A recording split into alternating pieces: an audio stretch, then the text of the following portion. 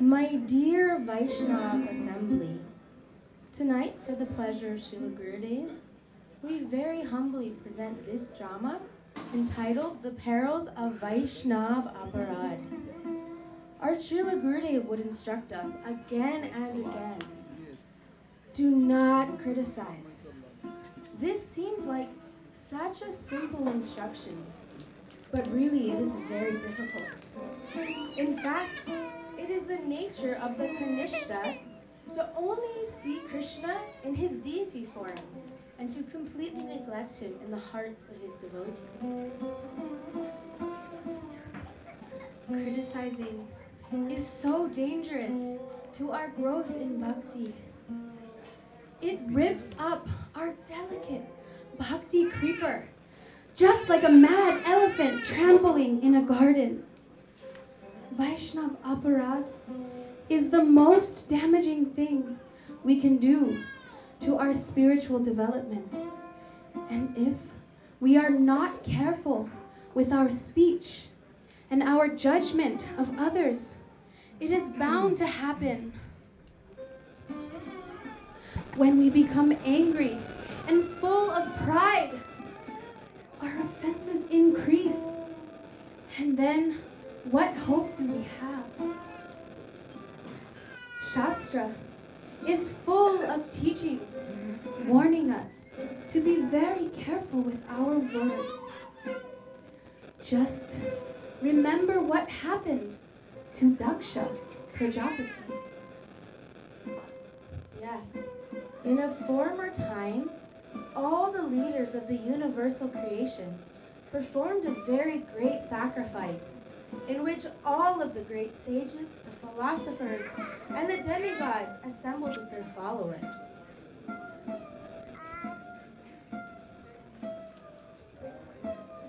And then, when King Daksha arrived, King Daksha, who is the leader of the Prajapatis, the progenitors of this whole creation, he arrived and his bodily effulgence was as bright as the sun.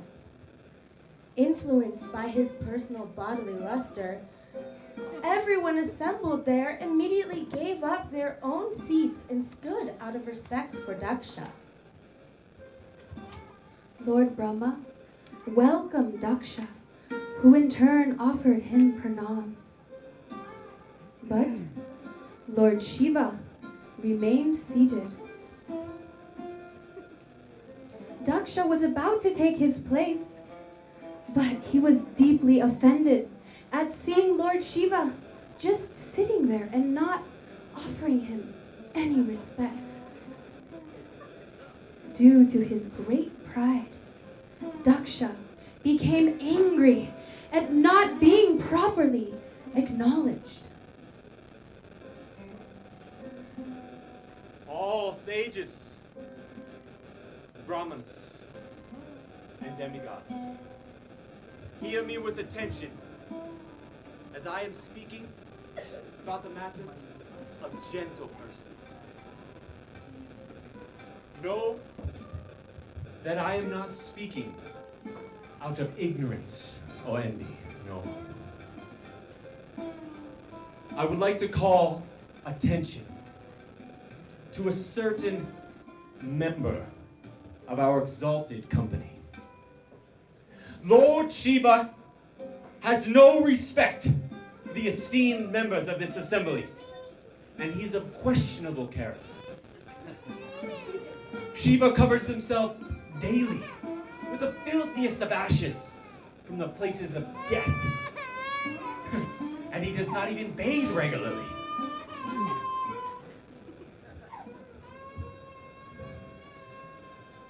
Shiva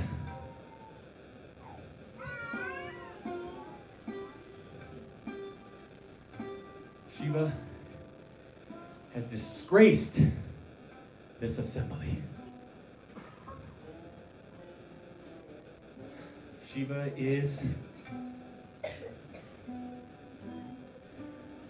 has ruined the good name and fame of all the demigods.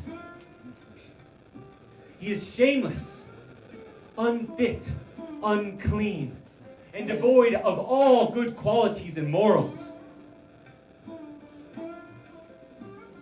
Some people look upon Shiva as highly elevated and pure.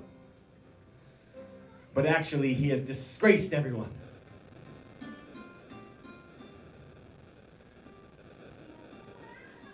He is absolutely ruined everything. He has disgraced all the persons throughout the three worlds and has disgraced our family. Shiva remains in the filthiest of places, like the crematoriums. His companions, ghosts, goblins, demons. He puts on a garland of skulls and bones around his neck as ornamentation.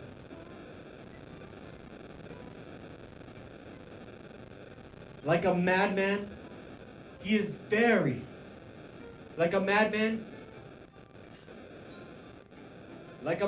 he is cries and laughs incessantly, and he does not bathe regularly. As their leader, he is very dear to the crazy beings in the modes of ignorance. And on the request of Lord Brahma, I handed over my chaste daughter to this monkey-eyed thing, even though he's devoid of all cleanliness, and his heart is filled with nasty things. I cannot stay here any longer. As long as he remains here and contaminates this sacrifice, mark my words, the demigods will have their share of the sacrifice. But I curse Lord Shiva. He will not have a share of the sacrifice.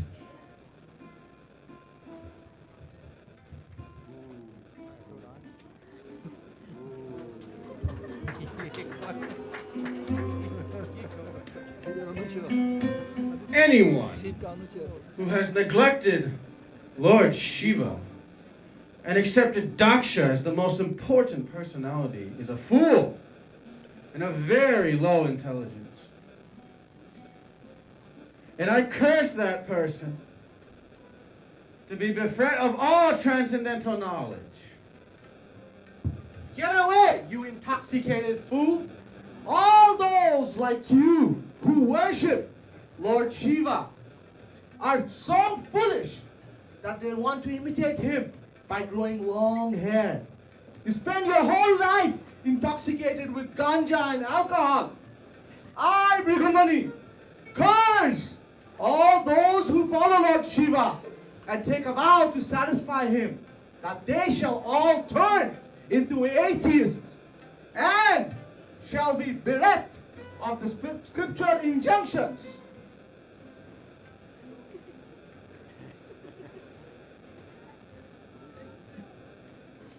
I curse you all!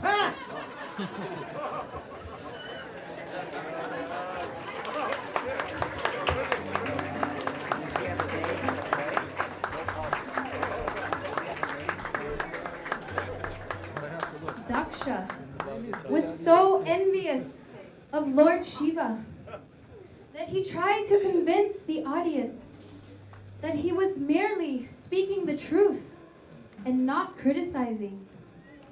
And just see how all those assembled began to commit offenses. Daksha was so proud, he decided that he wanted his own great sacrifice. As the sacrifice was being performed, Brahma Rishis, great sages and demigods, along with their wives, assembled from all parts of the whole universe.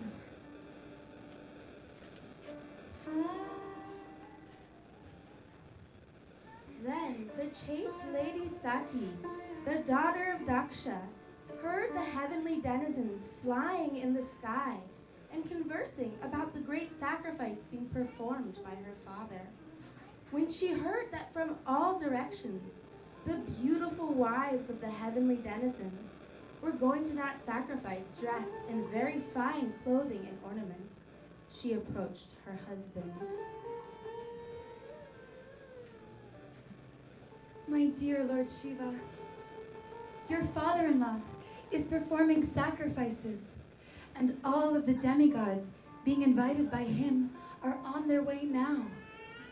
If you so desire, we may also go. For when it comes to visiting family members or friends' houses, there is no need for invitation. My dear beautiful wife, it may be true that a family member does not need invitation. However, if that family member is looking upon us with envy and they do offensive behavior towards us, it is inauspicious for us to go there.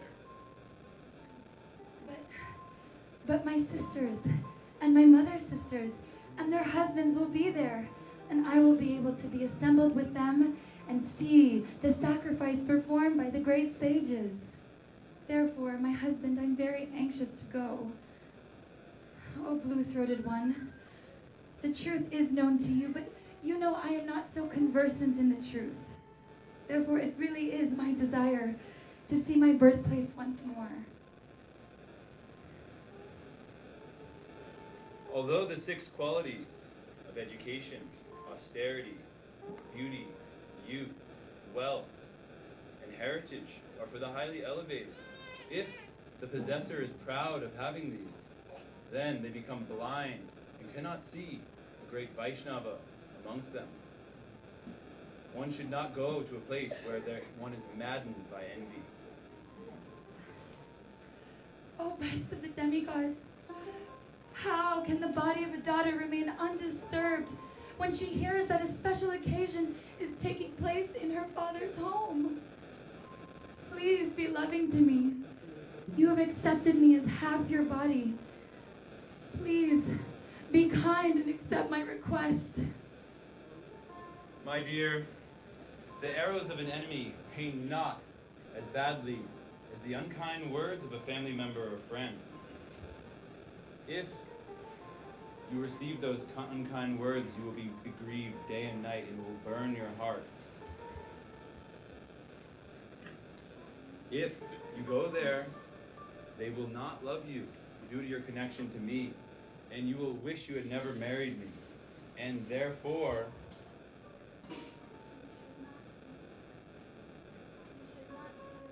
you should not see your father, because he and all of his followers are envious of me. If, however, you disobey me and you go there, the future will not be bright. Sati became very upset after hearing the words of her husband. She was completely conflicted about what to do and began pacing back and forth. Finally, after sending an angry look towards her husband and breathing very heavily out of anger and bereavement, she decided that she would go in spite of his warnings.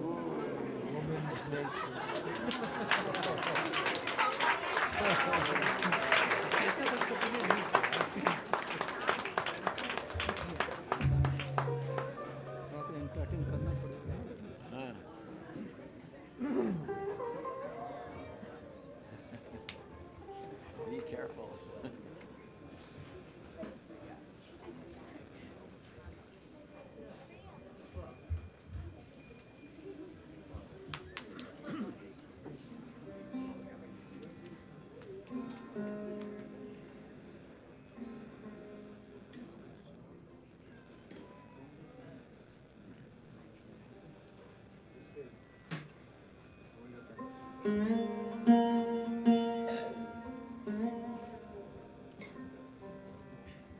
The disciples of Lord Shiva arranged for Sati to be carried on a beautiful palanquin. They also arranged for all different kinds of paraphernalia for her enjoyment. Sati and her followers reached the sacrificial arena. but no one welcomed her. No one greeted her. No one except her mother and her sisters.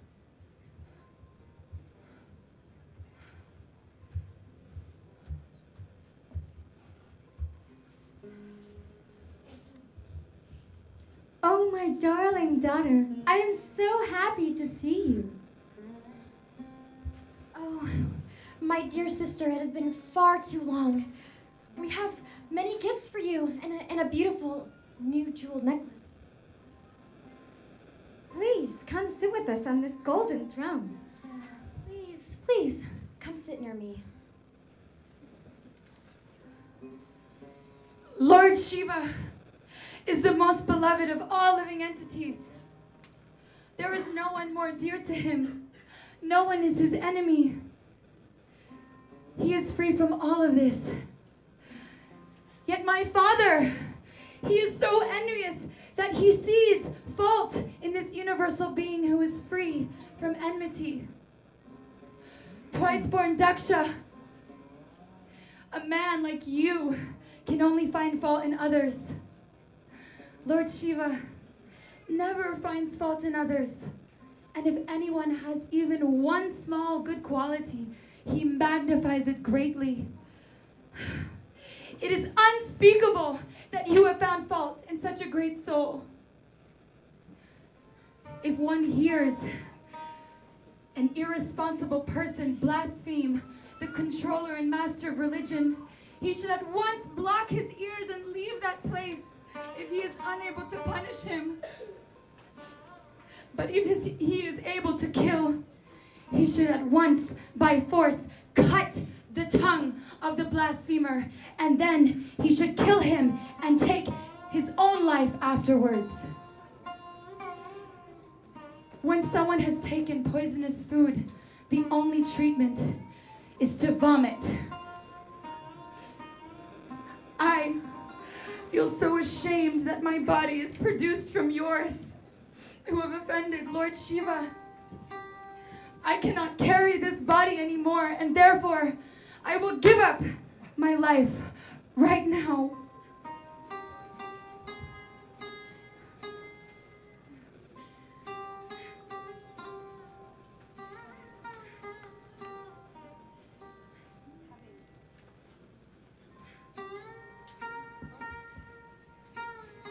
Having thus spoken to her father, Sati sat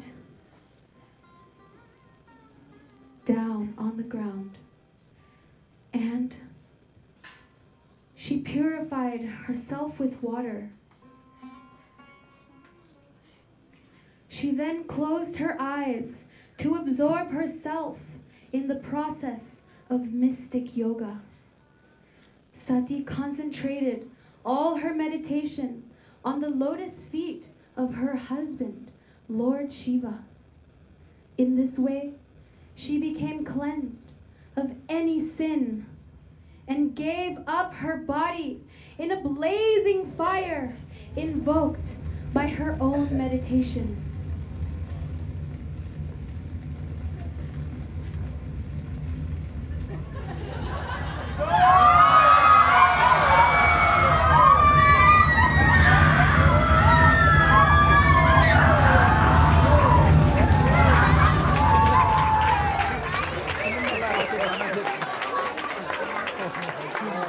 Hope it doesn't burn the house down.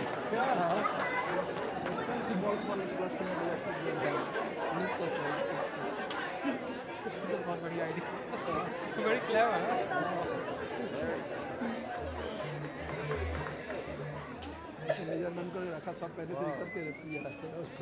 Narada Muni, who is always observing the Lord's pastimes,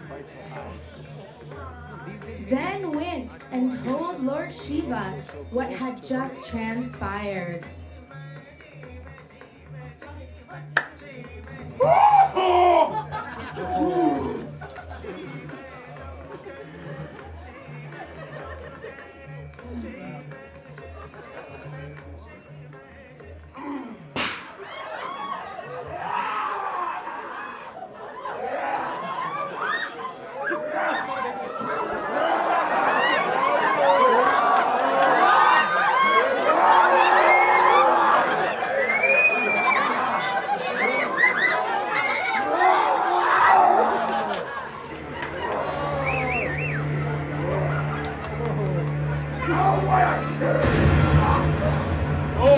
gratification of anger. Destroy Daksha and his lowly followers at once. And one.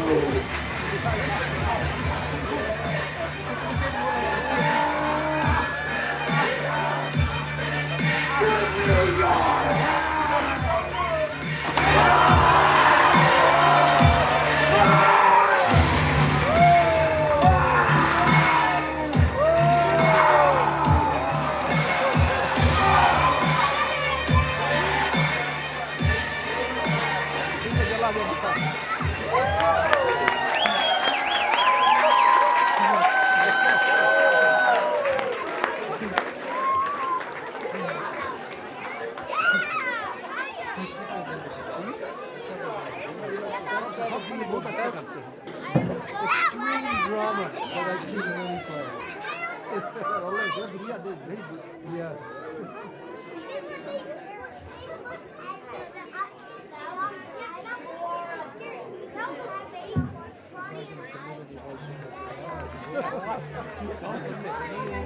Yeah, this was the best. After sacrifice was terrorized in this way, the Brahmins and demigods did not know what to do, so they decided to approach Lord Brahma.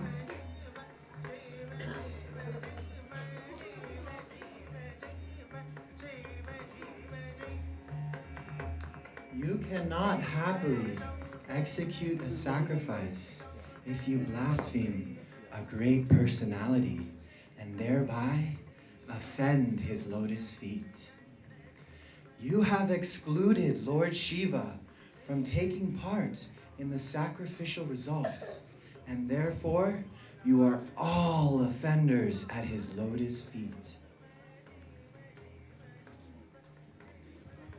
Still, there is some hope for you.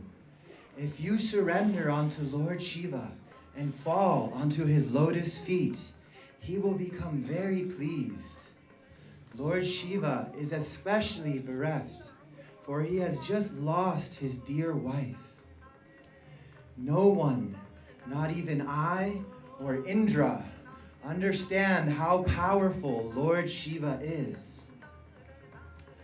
Only the foolish and the envious would dare blaspheme such a great personality. You should go now and beg forgiveness. Oh Lord, we are very scared. Please come with us.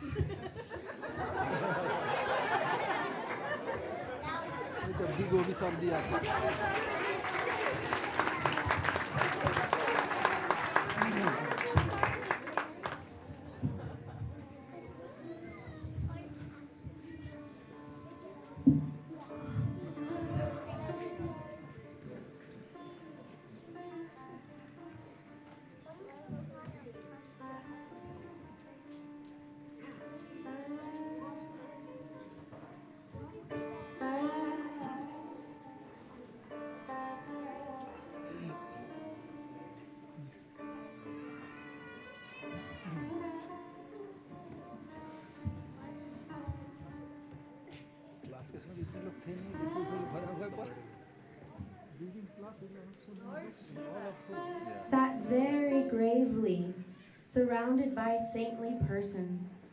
He was speaking to all present, including the great sage Narada Muni. As soon as he saw Lord Brahma, Lord Shiva immediately stood up and offered his respect.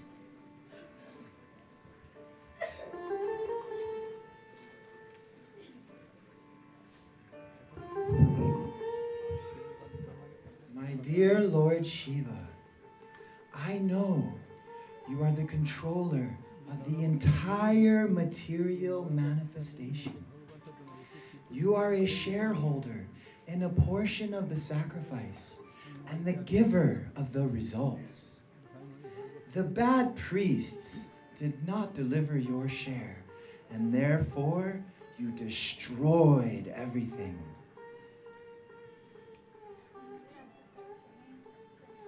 And now the sacrifice remains unfinished.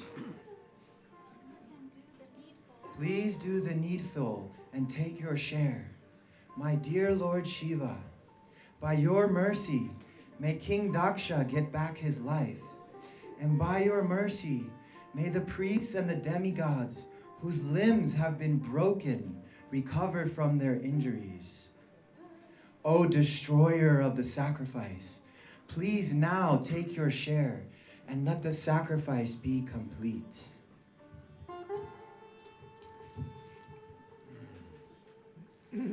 O Father Brahma, I do not take offense by these demigods.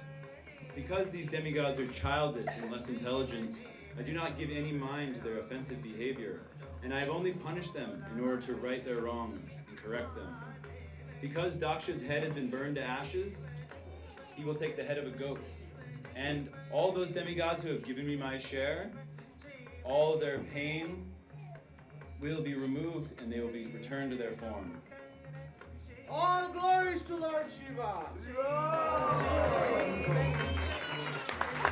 Thus, the demigods, accompanied by the sages, Lord Shiva and Lord Brahma, all went to the place where the great sacrifice was being performed. After everything was executed by exactly as directed by Lord Shiva, Daksha's body was joined to the head of the animal meant to be killed in the sacrifice. When the animal's head was fixed on the body of King Daksha, Daksha immediately regained consciousness. When he awoke, he saw Lord Shiva standing before him. Seeing him, Daksha's heart, which had been polluted by envy of Lord Shiva, immediately became fully purified.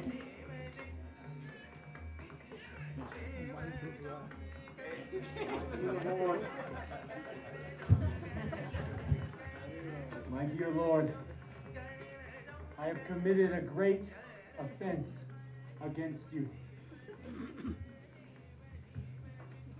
My dear Lord, please forgive me.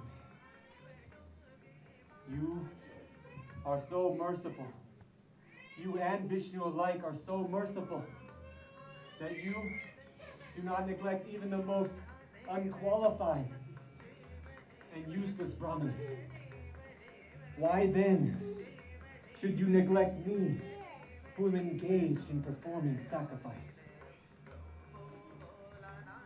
You are the most elevated Vaishnava and personality. And I beg you to please forgive me.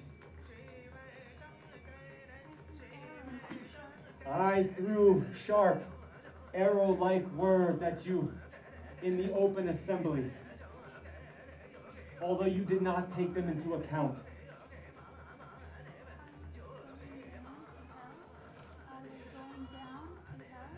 I am going down to the deepest, darkest depths of hell because of my disobedience to you, who are the greatest Vaishnava in personality.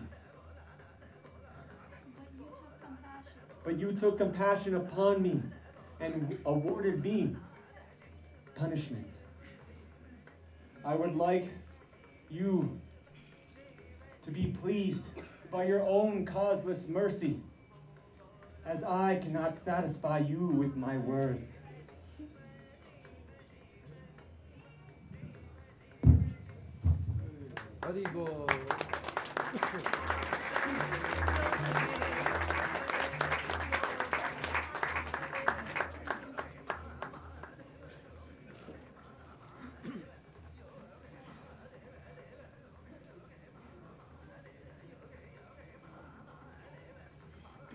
Thus, being pardoned by Lord Shiva, and with the blessing of Lord Brahma, King Daksha again began to perform the yajna, along with all of the great sages, the demigods, and many others. As soon as King Daksha said the mantras in sanctified meditation, Lord Vishnu appeared there in his form as Narayan, blessing all with his darshan. Just see the glories of the Vaishnavas. We foolishly make offenses, and they only shower us with mercy. We are conditioned souls, and our only hope is to grab hold of the lotus feet of the Vaishnavas and beg for their mercy. Let us only glorify the devotees of the Lord, and please shower us with your mercy. O he Vaishnava Thakura, Dayar Sagara, he dase karuna kori. Vaishnava Thakura, Dayar Sagara, he dase karuna